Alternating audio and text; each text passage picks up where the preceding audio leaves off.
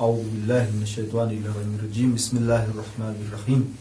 ناظرین کرام السلام علیکم ورحمۃ اللہ وبرکاتہ۔ میں ہوں آپ کا میزبان سید انصار حسین نقوی، حاضر ہوا ہوں اپنے اس چینل زینب میڈیا میں ایک نئے موضوع کے ساتھ۔ ہمارا آج کا موضوع ہے ماہ مبارک رمضان کی فضیلت، جس پر بیان کے لیے ہمارے ساتھ موجود ہیں ہمارے مہمان عزیز حجت الاسلام والمسلمین عالی جناب مولانا سید شاہد حسین رضوی صاحب۔ آئیے ہم آپ کو مولانا سے روشناس کراتے ہیں۔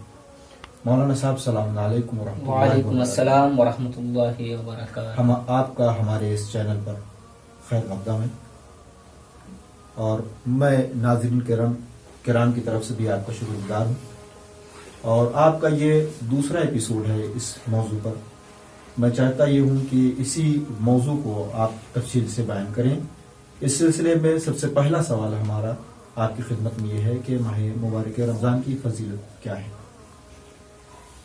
اعوذ باللہ من الشیطان اللعین الرجیم، بسم اللہ الرحمن الرحیم۔ ماہ رمضان المبارک بہت بافضیلت اور بابرکت مہینہ ہے۔ پروردگار عالم ارشاد فرماتا ہے، یا ایھا الذین آمنوا کتب علیکم الصیام کما کتب علی الذین من قبلکم لعلکم تتقون۔ اے صاحبان ایمان، تمہارے اوپر روزے اسی طرح فرض کر دیے گئے ہیں جس طرح تمہارے پہلے والوں پر کیے گئے تھے، شاید اس طرح تم متقی بن جاؤ۔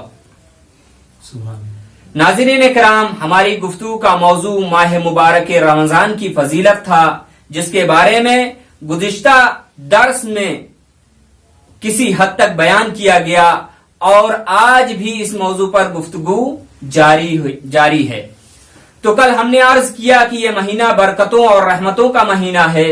اس مہینے کا نام رمضان اس لیے رکھا گیا کہ اس میں روزہ کے گناہوں کو مٹا کر اسے کمال کی سعادت سے فیضیاب کیا جاتا ہے۔ اس ماہ کے دن و رات کی قدر کریں۔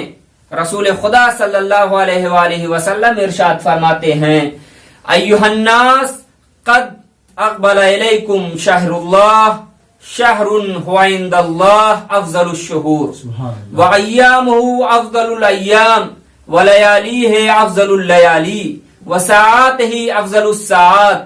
اے لوگوں، خدا کا مہینہ تمہارے پاس آیا ہے، وہ مہینہ جو تمام مہینوں پر فضیلت رکھتا ہے، جس کے دن بہترین دن، جس کی راتیں بہترین راتیں، اور جس کی گھڑیاں سب سے بہترین گھڑیاں ہیں۔ اور پھر اس ماہ کی فضیلت کو بیان کرتے ہوئے فرمایا، انفاسکم فیہ تسبیح ونومکم فیہ عبادہ۔ سبحان اللہ، یعنی اس مہینے میں جو ہے وہ سانس لینا یہ تسبیح الہی بنتی ہے، اور جو ہے وہ سونا یہ عبادت۔ جی سبحان اللہ، ماشاءاللہ۔ خود آپ دیکھیے کہ انفاسکم فیہ تسبیح سبحان اللہ، ونومکم فیہ عبادہ، اس کا کیا مطلب ہے؟ اس ماہ میں تمہارا سانس لینا، جیسا کہ آپ نے ارشاد فرمایا کہ تمہارا سانس لینا تسبیح اور سونا عبادت شمار ہوتا ہے۔ اس سے بڑھ کر ناظرین گرام، اس ذات ذوالجلال کا اپنے بندوں پر کیا لطف و کرم ہو سکتا ہے کہ انسان کوئی بھی عمل نہیں کر رہا، مگر وہ خدا کس قدر رؤوف ہے اپنے بندوں پر کہ انہیں اجر پہ اجر دیتا جا رہا ہے۔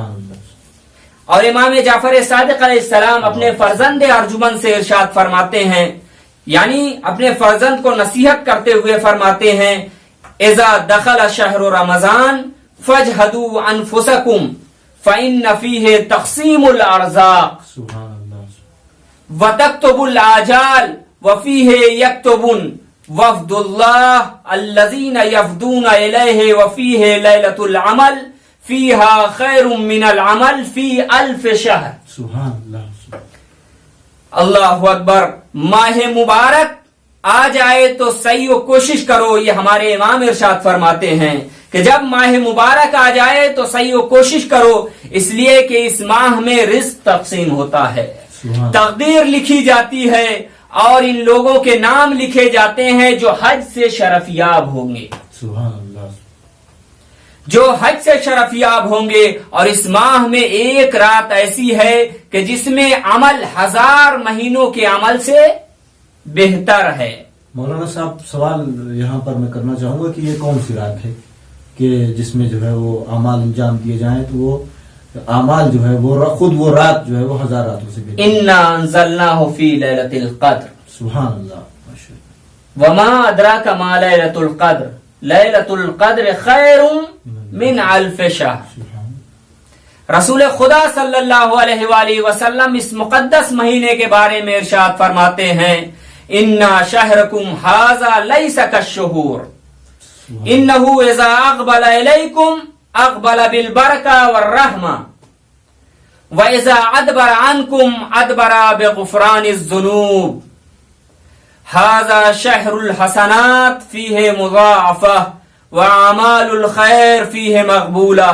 یہ مہینہ عام مہینوں کے مانند نہیں ہے، جب یہ مہینہ آتا ہے تو برکت و رحمت لے کر آتا ہے، سبحان اللہ۔ اور جب جاتا ہے تو گناہوں کی بخشش کے ساتھ جاتا ہے۔ اس ماہ میں نیکیاں 2 برابر ہو جاتی ہیں اور نیک اعمال قبول ہوتے ہیں، یعنی ان کا آنا بھی مبارک ہے اور اس کا جانا بھی مبارک ہے، بلکہ یہ مہینہ پورے کا پورا مبارک ہے۔ لہذا اس ماہ میں زیادہ سے زیادہ نیک عمل کرنے کی کوشش کریں، کوئی لمحہ ایسا نہ ہو جو ذکر خدا سے خالی ہو، اور یہی ہمارے ائمہ ہدی علیہ السلام کی سیرت ہے۔ اور امام سجاد علیہ السلام کے بارے میں ملتا ہے، کانا علی ابن الحسین علیہ السلام اذا کانا شہر رمضان لم یتکلم الا بالدعاء والتسبیح سبحان اللہ۔ والاستغفار والتکبیر۔ جب رمضان المبارک کا مہینہ آتا ہے تو امام زین العابدین علیہ السلام کی زبان پر دعا، تسبیح، استغفار اور تکبیر کے سوا کچھ جاری نہیں ہوتا۔ سبحان اللہ۔ عزیزان گرامی، ناظرین کرام، وہ خدا کتنا مہربان ہے، ناظرین کرام، وہ خدا کتنا مہربان ہے کہ اپنے بندوں کی بخشش کے لیے ملائکہ کو حکم دیتا ہے کہ اس ماہ میں شیطان کو رسیوں سے جکڑ دیں گے۔ سبحان اللہ۔ مولانا صاحب میں ایک سوال کرنا چاہتا ہوں یہاں پر، فرمائیں۔ کیا ماہ رمضان میں یہ جو حدیث آپ بیان فرمانا چاہ رہے ہیں، اس کا نتیجہ یہ ہے کہ شیطان کو جو ہے وہ قید کر لیا جاتا ہے؟ جی، آزاد جو ابھی تک ہوتا ہے اور لوگوں کو بہکاتا ہے، تو قید ہونے کی بنیاد پہ وہ اس ماہ میں لوگوں کو بہکانے سے قاصر ہوتا ہے؟ جی، رسول خدا صلی اللہ علیہ وآلہ وسلم کا فرمان ہے کہ قد وکل اللہ بکل شیطان مرید 7 من الملائکہ فلیس بمحلول حتی ینقضی شہرکم ھذا، یعنی خداوند متعال نے ہر فریب دینے والے شیطان پر 7 فرشتوں کو مقرر کر رکھا ہے سبحان اللہ، تاکہ وہ تمہیں فریب نہ دے سکیں یہاں تک کہ ماہ مبارک ختم ہو جائے۔ اللہ اکبر، کتنا کریم ہے وہ رب کہ اس مہینے کی عظمت کی خاطر اتنا کچھ اہتمام کیا جا رہا ہے۔ اب اس کے بعد چاہیے تو یہ کہ کوئی مومن شیطان رجیم کے دھوکے میں نہ آنے پائے، بے شک۔ اور کم از کم اس ماہ میں اپنے آپ کو گناہ سے بچائے اور نافرمانی خدا سے محفوظ رہے، ورنہ غضب کا مستحق قرار پائے گا۔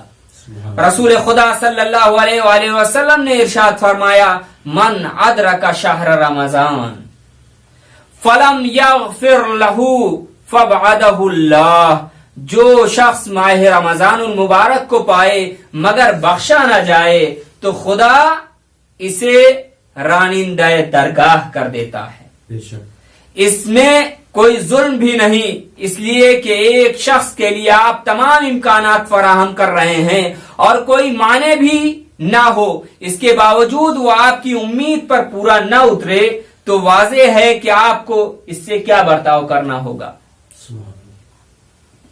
عزیزان محترم، ناظرین کرام، اس مبارک مہینے میں خوب فائدہ اٹھائیں، اس لیے کہ نہیں معلوم کہ آئندہ سال یہ سعادت نصیب ہو یا نہ ہو، تاکہ جب یہ ماہ انتہا کو پہنچے تو ہمارا کوئی گناہ باقی نہ رہ جائے۔ جب رمضان المبارک کے آخری ایام آئیں تو رسول گرامی صلی اللہ علیہ وآلہ وسلم یہ دعا فرماتے ہیں، اللہم لا تجعلہ آخر العہد من صیام شہر رمضان فَإِن جَعَلْتَهُ فَاجْعَلْنِي مَرْحُومًا وَلَا تَجْعَلْنِي مَحْرُومًا۔ خدایا اس ماہ رمضان کو میرے روزوں کا آخری مہینہ قرار نہ دے، پس اگر یہ میرا آخری مہینہ ہے تو مجھے اپنی رحمت سے نواز دے اور اس سے محروم نہ رکھ۔ آئیں ہم سب مل کر دعا کریں کہ اے پالنے والے، اگلے سال بھی اس مقدس مہینے کی برکتیں